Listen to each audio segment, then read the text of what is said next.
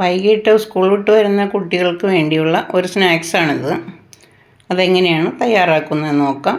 2 ഉരുളക്കിഴങ്ങ് പുഴുങ്ങി വെച്ചിട്ടുണ്ട്, ബ്രെഡ് പൊടിച്ചത്, കുറച്ച് സവാള, ഇഞ്ചി, പച്ചമുളക്, വെളുത്തുള്ളി, മല്ലിയില. പാൻ ചൂടാകുമ്പോൾ 1 ടേബിൾ സ്പൂൺ വെളിച്ചെണ്ണ ഒഴിക്കുക. അതിലേക്ക് ഒരു സവാള പൊടിയായി അരിഞ്ഞത് ചേർത്ത് കൊടുക്കുക. 1 ടേബിൾ സ്പൂൺ ഇഞ്ചി വെളുത്തുള്ളി ചതച്ചത് ചേർത്ത് കൊടുക്കുക. 2 പച്ചമുളക് പൊടിയായി അരിഞ്ഞതും കൂടി ചേർത്ത് നന്നായിട്ട് മിക്സ് ചെയ്യുക. കുറച്ച് ഉപ്പ് കൂടി ചേർത്ത് കൊടുക്കാം. ഒരു 1/2 ടീസ്പൂൺ ഉപ്പ് കൂടി ചേർക്കുന്നുണ്ട്. എന്നിട്ട് നന്നായിട്ടിത് മിക്സ് ചെയ്യുക.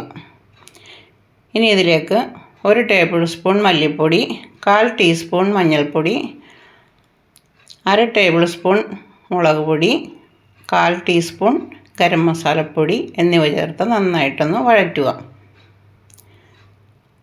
നന്നായിട്ട് വഴറ്റിയതിന് ശേഷം അതിലേക്ക് നമുക്ക് ഉരുളക്കിഴങ്ങ് പൊടിച്ച് വെച്ചിരിക്കുന്നത് ചേർത്ത് കൊടുക്കാം. ഉരുളക്കിഴങ്ങ് ഉപ്പിട്ട് പുഴുങ്ങിയതാണ്. അത് നന്നായിട്ട് ഒരു തവി കൊണ്ടോ സ്പൂൺ കൊണ്ടോ നന്നായിട്ട് ഉടച്ചെടുക്കുക. എന്നിട്ട് ഇതിലേക്കിത് ചേർത്ത് കൊടുത്ത് ഈ മസാലയിൽ കിടന്ന് നന്നായിട്ടിത് ഫ്രൈ ആവണം. എല്ലാം കൂടി നന്നായിട്ട് യോജിക്കത്തക്ക വിധത്തിൽ ഇതൊന്ന് ഉടച്ചു കൊടുക്കുക. ഇതേപോലെ ഉടച്ച് നന്നായിട്ട് യോജിപ്പിച്ചെടുക്കുക.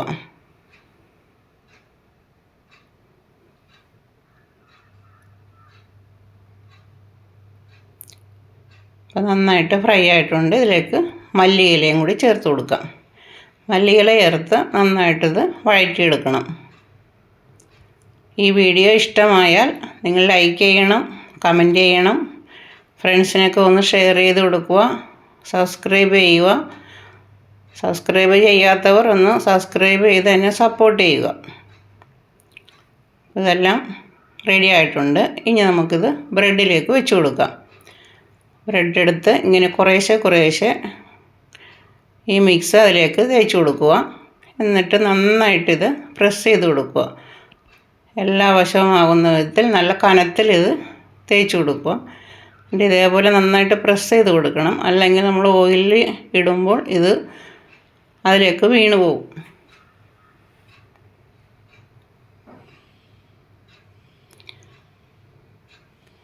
ഇങ്ങനെ നല്ല കനത്തിലാണ് ഇത് തേച്ച് പിടിപ്പിക്കേണ്ടത്. ഇനി നമുക്കിത് കട്ട് ചെയ്തെടുക്കാം. ഞാനിവിടെ 3ആയിട്ടാണ് കട്ട് ചെയ്യണത്. 6 പീസാക്കണമെങ്കിൽ അങ്ങനെയും ആക്കാം.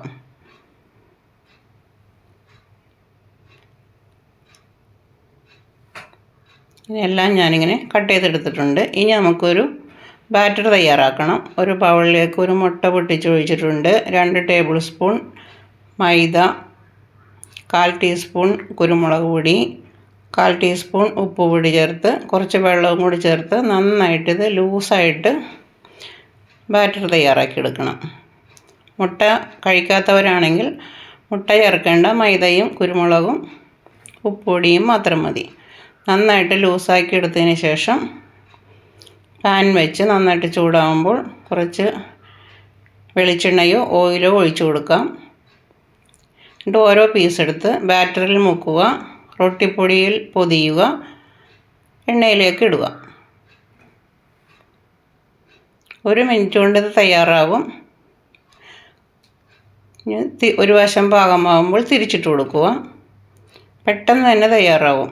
എന്നിട്ട് നമുക്കിത് കോരി മാറ്റാം. നല്ല ക്രിസ്പി ആയിട്ടുള്ള ഒരു സ്നാക്സാണിത്. കുട്ടികൾക്ക് വൈകിട്ട് സ്കൂൾ വിട്ട് വരുമ്പോൾ കഴിക്കാൻ കൊടുത്താൽ അവർക്ക് വളരെയധികം സന്തോഷമാവും. ഇത് നിങ്ങളൊന്ന് ട്രൈ ചെയ്ത് നോക്കുക. വളരെ എളുപ്പമല്ലേ?